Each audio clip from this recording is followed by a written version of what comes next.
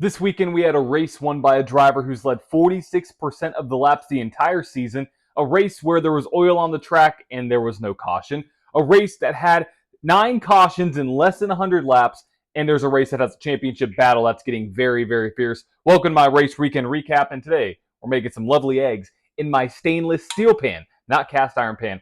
Let's start cooking. First off, I've got to heat this pan up a little bit, so we got to wait for that. But I'm going to have some honorable mentions here in my notes. So first honorable mention is going to go to Brenden Butterbean Queen. And the reason why he has an honorable mention is because he has won 5 races in the Arca Series this year and only 12 starts. He's led 46.7% of the laps, 10 top 10s, and 10 top 5s in 12 starts. This dude is absolutely on fire, leading the Arca standings. So the Arca standings as they stand is Brenden Queen, Lawless Allen, LeVar Scott, Jason Kitzmiller, and Isabella Robusto.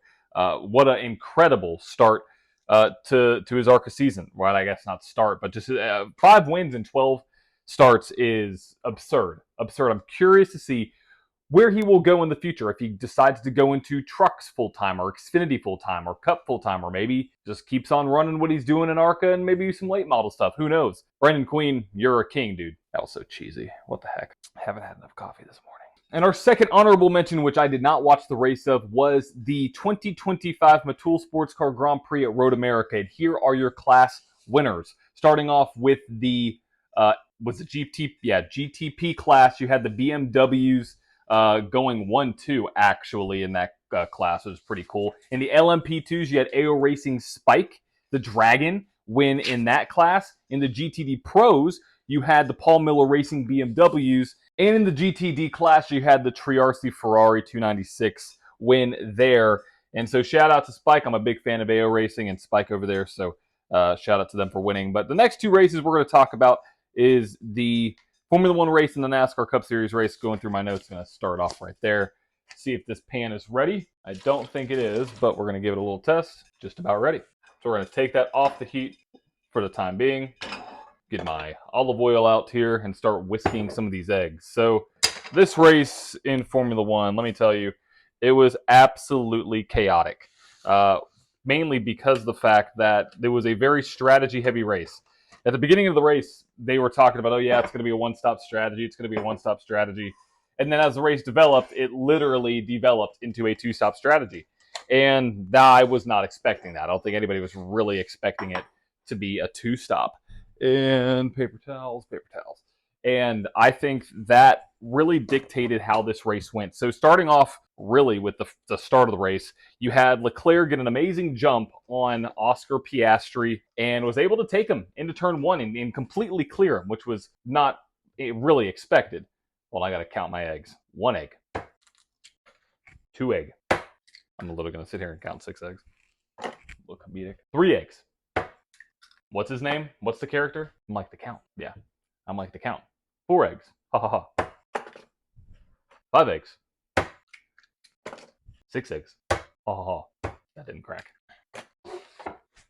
So as this race went on, we saw at the beginning this race turn into a major DRS train. And when I say major, we had 75% of the field within a second of each other, and that it was crazy to watch because nobody could pass. Nobody could pass at the beginning portions of this race. And if you don't know what a DRS train is, it's called the drag reduction system. In Formula 1, if you are within a second of the car in front of you, you get your rear wing open. And what that basically means, it gives you a speed advantage down the straightaways.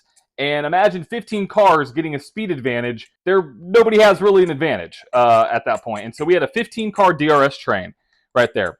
After that, we had a 5-second penalty for Nico Hülkenberg for a start violation. Kind of sucks because he's been doing very well recently. But, you know, after that podium, he's probably like, you know what, I'm good to retire. I'm good to go.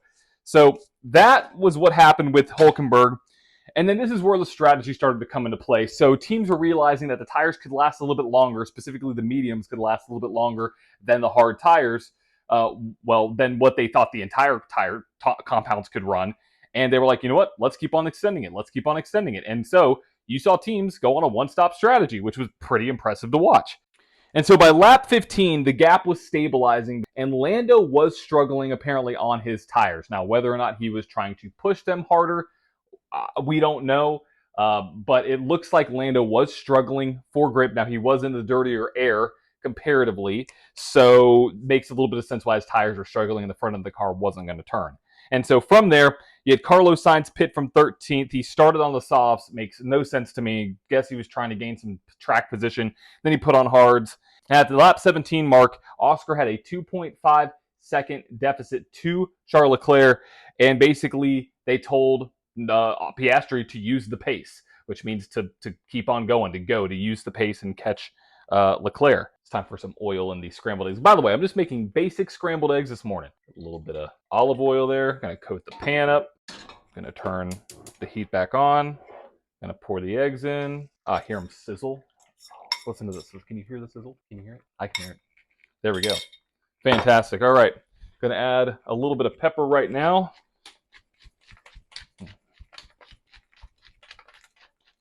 More than a little bit of pepper. And then a pinch of salt.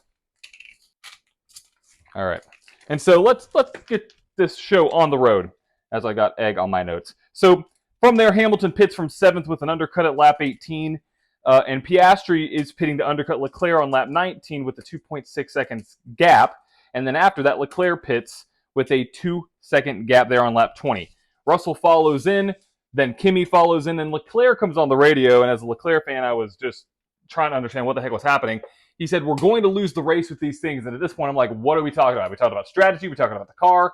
We talking about rain, water in the seat? I have no idea. And then Norris comes on pit road at lap 31. And originally, in my notes here, because these are all my notes from the race, I said I was not a fan of this strategy because they put themselves in this box. And I still stood by that up until the end of the race. But I just felt like when they pitted Norris when they did, it just seemed like I couldn't think that they could go to the end. Genuinely, I didn't think they could go to the end.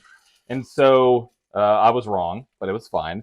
But at that point, I put in here, the strategy is so fun. And this is where I enjoy these races, trying to figure out where teams, if they're going to go to the 2-stop, if they're going to go to the 1-stop, what kind of strategy they are going to pull at this point in the race. And I need a bowl. So squeeze in here really quick. Don't burn myself. Aha, got a fresh bowl. And so at this point, Lando had pit, and that was his last pit stop of the day.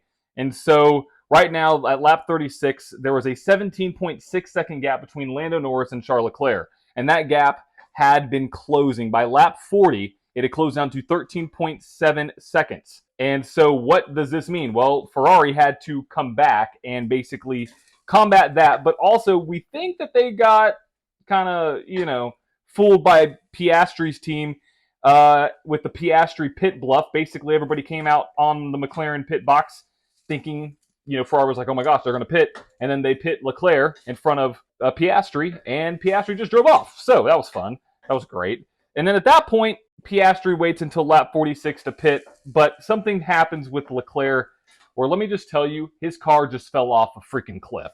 Now, there's a lot of speculation that the chassis broke. There's a lot of speculation that they were trying to avoid a penalty and a disqualification. Who really knows what happened behind closed doors? But what Leclerc said is his chassis broke. Unfortunate. At that point, it's basically a two-horse race between Lando Norris and Oscar Piastri, and that battle was fierce all the way to the end. They got it down between almost close to half a second in some points of the track. And it looks like, yet again, it's a Piastri-Norris 1-2. Well, with Norris 1, Piastri 2.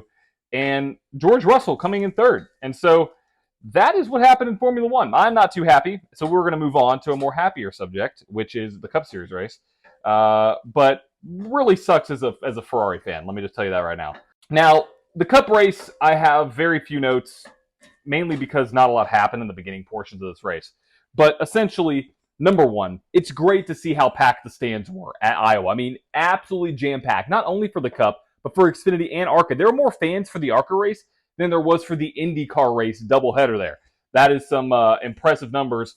It shows that Iowa is a NASCAR state. One thing I loved about this race is that there was a lot of strategy with pit strategy, fuel strategy, tires, and also handling.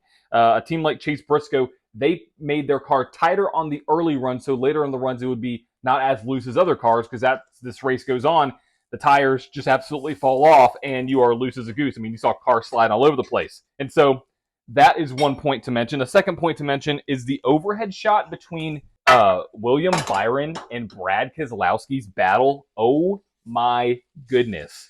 I mean, great camera work from the NBC crew. And I'm going to make a hot take statement really quick. I didn't think the broadcast was that bad. A lot of people hate Lee Diffie. A lot of people hate Jeff Burton. And there's a certain type of person that hates those people, because we've seen them in the comments complaining about all the same things that they always complain about.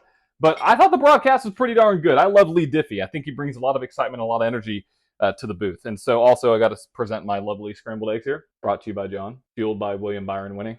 Hope everything's okay. Fire truck just went by. So a couple last notes of this race. The overhead shot, like I said, was absolutely phenomenal. And it looked like the drivers were complaining, and a lot of them were complaining about how sketchy the cars were and how on edge they were, and also chattering issues. And this is a big issue. And so is it the track? Is it the car? I mean, the track looks sketchy, but they brought a new tire compound for this race. Seemed to do okay. I mean, I think there should have been a little bit more fall off, but it looks like the cars were sketchy and on edge. And let me tell you, Turn 1, another note I have here, is Turn 1 was deadly for cars in the middle and high lanes, because the low lane drivers, if you were 2 or 3 wide, would just wash up, get into the cars, in the middle and the high lanes. We saw that multiple times. I mean, like probably 5 or 6. And so also, I'm going to show this note right here. See this? This is a chart. This is a chart of how many cautions there were in the race up until when I screenshotted this on the app. Right here, these yellow lines, those are all cautions. We had 9 cautions between right at the end of stage number 2 and almost midway through stage number 3. 9 cautions in about 100 laps. Basically an iRacing lobby. If you've never been on iRacing, that's what iRacing is. And then also, my last note of the day is going to be William freaking Byron. It's Victory Monday. Got to wear the champ shirt. Got to wear the hat. And I am so shocked that the strategy actually played into their favor. Rudy Fugle, you did a great job not only calling that strategy, but coaching Byron. And if you haven't watched the race, basically Byron was coached by Fugle the entire last portion of the race, telling him to back off, to back off, to back off. And he had enough fuel not only to make it around, finish the race with like literally no fuel. They had a fuel percentage marker, and literally it was at 0. They took it away because I was like, oh my gosh, what's going to happen? But they took it away and did the gaps to the drivers, and he saved fuel. I think his last run was like 140 laps, which is absurd. That's essentially a third of the race. It's a little over a third of the race. It's absolutely crazy that he saved that much fuel and was able to go back around and do a burnout and go all the way to victory lane. I mean, that was absolutely phenomenal, and he deserves it. William Byron's run out of gas twice this year when being in the front of the field, once at Indy and also once at Michigan, and also at Charlotte. He arguably should have won that race, but he wasn't a fuel mileage issue. He just got passed on the last couple laps. So for Byron, that was well-deserved and a little bit overdue, because he's been running up front at these races more consistently, and he's good here. Very good here. So that wraps up today's race weekend recap.